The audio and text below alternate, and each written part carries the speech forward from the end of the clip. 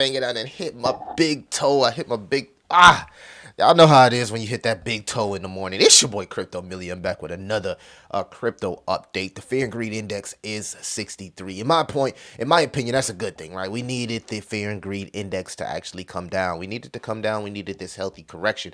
What I would personally focus on, family, is some of the key things to be bullish about in 2024. Now, I'm not sure if anybody's Trump fans here. Doesn't matter to me. But the fact that he's out here winning states after everything that he has been through in the last few years is absolutely crazy. I'd love to know you guys' opinions on that. Of course, we got the BTC approval here, and you can see like the ETF numbers have been crazy. It hasn't been shown as far as price appreciation, but just hold on and be patient. You can see top 3 Bitcoin ETFs by trading volume: Grayscale, iShares, Fidelity, and in the 3 days that we've had the ETF, there's been 9.4 billion in trading. That is amazing, family. That is amazing. All right, that's a lot of volume. Okay, ETH ETF coming. We seen Larry Fink come in, was asked about the ETH ETF. He said there was a high possibility that the ETH ETF could happen. Of course, the Fed cutting rates, and this is huge because taking a look at the CME markets, you can see right now we have a 97% chance of a pause, right? And then this is what I want you guys to focus on. This is why I think that in the next few months, we'll start to see altcoins kind of pick up. We'll start to see Bitcoin pick up because we don't have another FOMC meeting until March 2024. And in this meeting, they're already starting to price in a federal cut. So we're clear February. We know every month that we don't have a meeting outside of the Jackson Hole month. I'll never forget that. We've done good. We've had green candles, right? So this correction, in my opinion, is setting us up for a nice rally headed into February and potentially pricing in a federal cut. And again, once we get the cut, the halving, and maybe an ETF from ETH, that would be crazy. So I just think and agree with my boy Kill Abe that a lot of people need to be relaxed, have patience, right? The crypto, in some cases it looks like a get rich scheme when you look at everything that's happened across the sector with meme coins. And I get it, right? Meme coins going crazy. You like, I want to be a part of that. Appreciate the subscribe. I want to be a part of this meme coin craze, but stick to your strategy, okay? The biggest mistakes that I made in the previous run is moving things around. And even in the bear market, right? Just to take a look back, right? To take a step back and kind of like visualize everything that happened in the bear market. I got a 10x on Pendo, but look at the price of Pendo at 20, almost 50x right now, right? So patience is the virtue, what they say, right? There's multiple projects where, we have that bear market post-traumatic stress, and then we get some gains and we take profits. Right now is not the time to really be taking profits. Phase 2 is the time for accumulation and preparing yourself for the parabolic stage, which is phase 3. And once we get all of these catalysts, this stuff is going to go parabolic. Nothing is going to stop it. I know y'all want to believe that it won't happen. The bull run is going to happen, in my opinion. All right, and right now, crypto bubbles, pay attention to the projects that are the strongest, that have the most strength, the hottest narratives. I just dropped on the Patreon. We did a BRC20 tutorial, getting everybody prepared for BRC20 and having your own wallet. We've also been talking about DeFi, airdrops, you know what I mean? But in my opinion, I think the correction is healthy. There's a lot of people on the sidelines. Bitcoin now has an ETF. It makes it more legit. People want to come build on Bitcoin now. The whole BRC narrative is going to go parabolic, and the ecosystem itself will start to attract a lot of developers.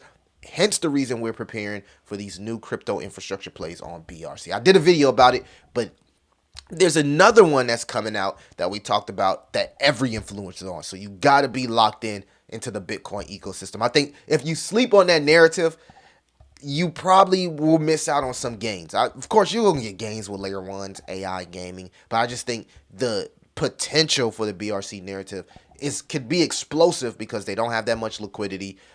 It's new. Developers will start to flock, and Bitcoin just got an ETF. So again, we're properly prepared. Proper preparation prevents piss poor performance. Also, pay attention to the Tether. The Tether market cap. They have been printing money, family. Look at this. Printing out of thin air, printing money.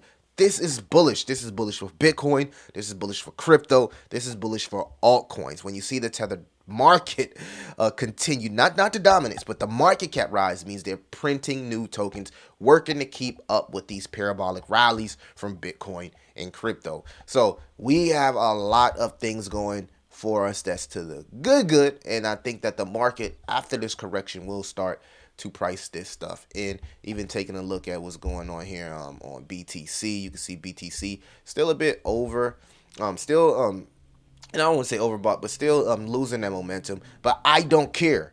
I just want the stock RSI on the weekly to just reset, because I know once it resets, whether that be at 38K, 35K, 30K, or even at the tip of this Gaussian channel, the next move to the upside will be explosive. On the news of the ETF, we're starting to see the Bitcoin ETH pair show some life, because that thing has been dipping. That thing has been dipping like a, what do you have, the club dipping. Look at that, dipping. Will it get rejected at our resistance? Maybe. Will it get rejected at the resistance of the Gaussian channel? Maybe. But it's a good sign to see that it's finally showing some life. I would like to see a clean break of this resistance at the bottom of the Gaussian channel. Show your strength, ETH. Show us that you're starting to price in this Ethereum ETF. Now, last but not least, we want to take a look at the altcoin market here. Again, double top on the stock RSI shows me that, the strength that just isn't there.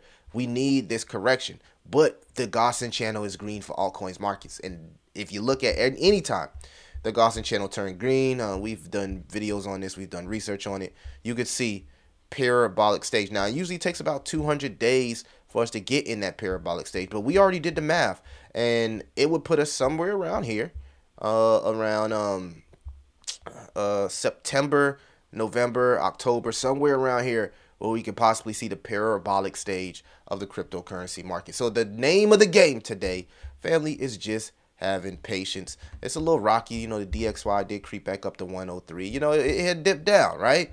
But again, it didn't dip down enough. I would have wanted it to see it put in a lower low, but unfortunately we got a higher low here, which shows us that the DXY is in an uptrend, which means inflation could be a little sticky. We seen a job, what's it called, the unemployment. There wasn't enough people that was unemployed. We need more people unemployed. I hate saying that. Sounds crazy, right? But the unemployment numbers were not favorable, right? The inflation numbers have not been favorable, right? Yet, there's still noise out there about a federal cut. And another thing that a lot of people are not focused on is that it's tax season, right? So a lot of people will start to get their taxes back. And what we see when people get their taxes, they pour it into the cryptocurrency market. Go back to January. We seen AI and meme coins go parabolic around tax season. Everybody was buying these crazy meme coins, buying these AI coins, looking to 10x, 20x their tax money. So that's another thing I want you guys to focus on. But again, nobody pays attention to the macro environment. Nobody pays attention to all the debt, people losing their cars. There's still a lot of stuff that happens in the real world. But because we are so tied to the matrix, we don't understand. Yet we tell people they don't understand our world. So soon these worlds are going to clash, and I think it's going to be a beautiful thing for the adoption of crypto and Bitcoin, the ETF, Larry Fink being bullish, Elon Musk being bullish. That just allows ease into the adoption as people see these big names. I'm talking favorably about crypto. Eventually, they won't want to do research on crypto and find out what's going on with crypto. So have your patience. Stick to your narratives. Do your research. Pay attention to the cryptocurrencies that's the most strongest, not just in the top 100. You can go to the top 300, 500. Do your research. Check the TVL. Pay attention to what's going on in the market so you can be properly prepared for the next leg up. Again, we do not chase candles. We focus on red days. We focus on opportunity here, kind of having that Warren Buffett mentality. So salute to all. It's Wonderful Wednesday, the last day of the first half of the working week, and usually Wednesday sets the tone for the rest of your week. So, set that tone. You feel me? Thoroughbreds, go get it. Go hard and go home.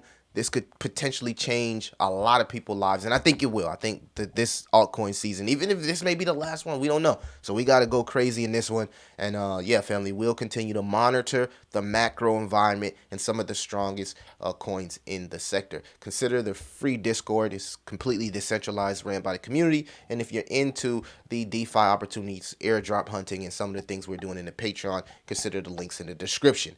It's your boy Crypto Millie. I'll see you the next one.